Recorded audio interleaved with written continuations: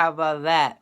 What's going on, guys? It's Sacred Eagle, and the Philadelphia Eagles just beat the Atlanta Falcons 24-15 to drop the Falcons down to 6-4. Eagles are now at 5-4, still in last place, regardless of what happens with the Cowboys and Giants game tonight and tomorrow. Redskins won, so the Eagles remain in last place, but they're still in this division going into Seattle next week, which is going to be a good game, and who knows who'll win that game. But alright, this game was insane. Now, let's just talk about it real quick.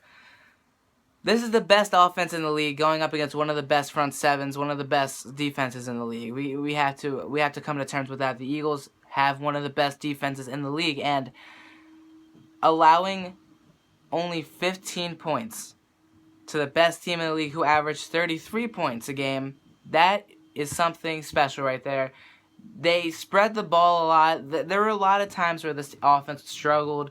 Wentz didn't throw a single touchdown, but he didn't throw a single interception. He did get a turnover. He fumbled the football. That set up, I believe, either a field goal or an Atlanta Falcons touchdown. But regardless, Wentz did not put the ball in harm's way through the air.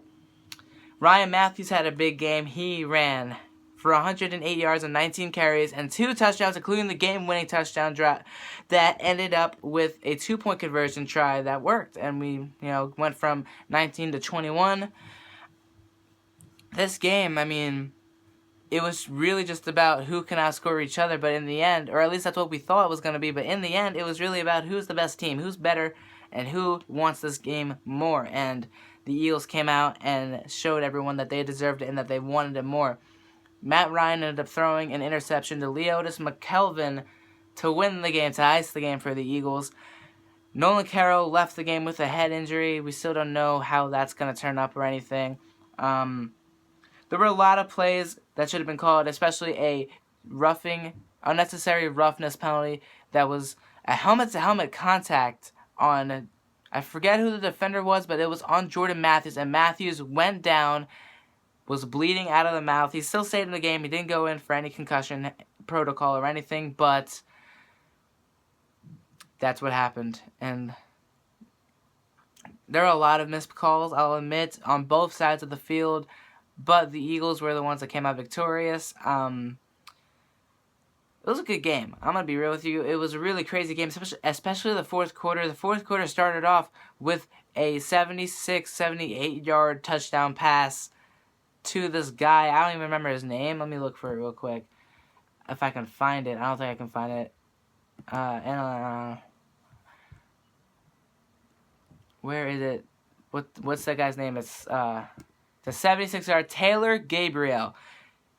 Taylor Gabriel, number 18 of the Atlanta Falcons, caught a 76-yard touchdown pass, his only catch of the game, that gave them the lead, but then they missed the extra point after try. So a lot of things went bad for Atlanta in this game, and the Eagles just took advantage of that, not to mention they just played better. Offensively, we ran the ball so much, we got a total of over 200 rushing yards, which has never happened since the Chip Kelly era, since 2014 most likely, the first year with Darren Sproles, most likely that's the last time it happened.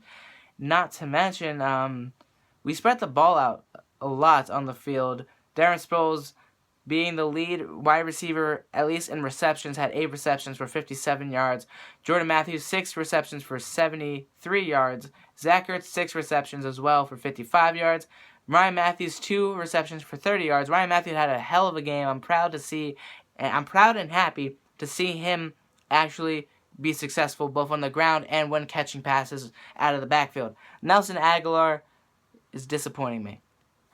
He had 2 receptions for 7 yards, but he dropped a key first down pass that most likely would have iced the game before we had to give the ball back to Atlanta off a field goal. He's been talking so much about, we can't be saying that these drop passes. I'm tired of hearing drop passes as an excuse for me, blah, blah, blah. I need to make these passes. I need to make these catches. You're not catching the ball. You're not getting open.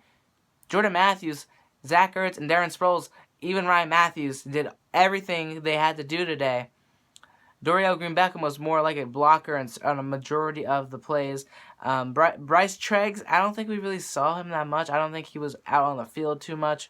It was kind of a shame. I hope to see him more, be better utilized and everything. Brett Selleck, he's nursing a rib injury. We only saw him for a screenplay. He got a key first down play late in the third quarter, so it was good to see him get back in the action. Trey Burton wasn't out there at all. He's nursing injuries as well. Wendell Smallwood got a pretty good amount of attempts. He got 13 attempts for 70 yards. Pretty good for him. Darren Sproles was a little limited today, mostly used as a wide receiver. He only had 2 receptions for 19 yards. And Carson Wentz actually ran a few times. He got 4 carries for 10 yards. And he lost a lot. He got sacked a couple of times too. But the key thing here is that this is the second time the Eagles are playing one at home against one of the best offenses, one of the best wide receivers, Julio Jones, who right now is the best wide receiver in the league, statistic-wise. They didn't allow a touchdown. Julio Jones dropped 2 key passes that would have most likely helped them win this game today.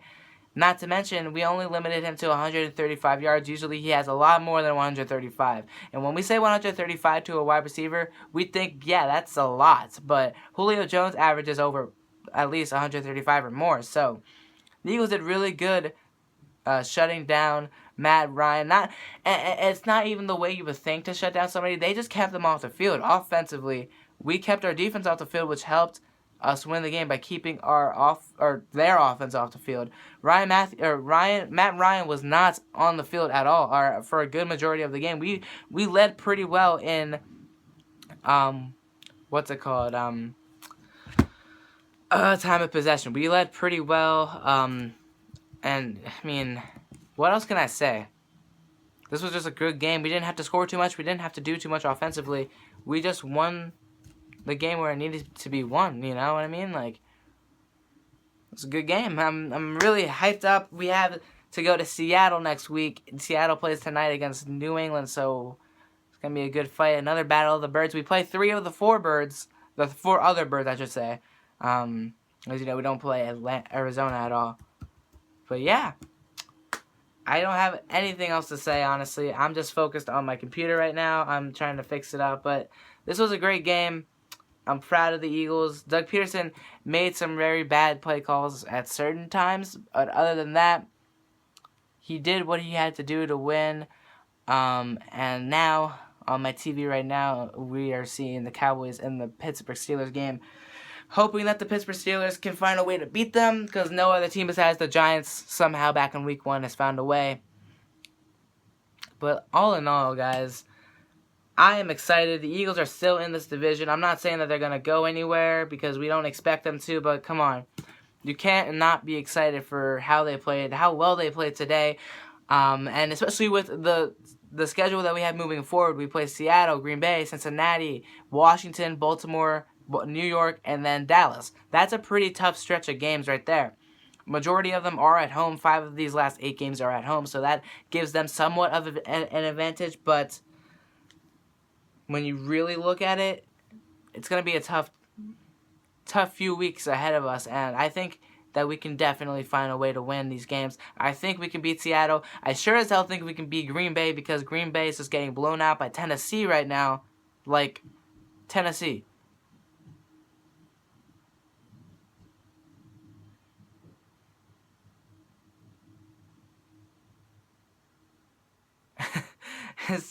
It's terrible. I feel bad for all the Green Bay Packers fans out there. They're gonna go 4-5 on the season. They're gonna go to into 3rd place because the Bears are trash. But their schedule by themselves is pretty rough as well. So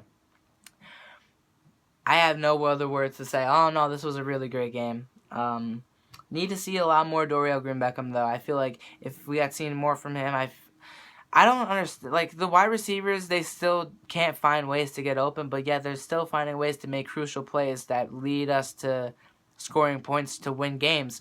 And this is a game that really showed you that we have both good and bad wide receivers at times. I have to give credit to Jordan Matthews. He did drop a few passes, and one of them was a really big pass before the end of the half that really could have given us, 10 13-6 lead going into halftime, I believe.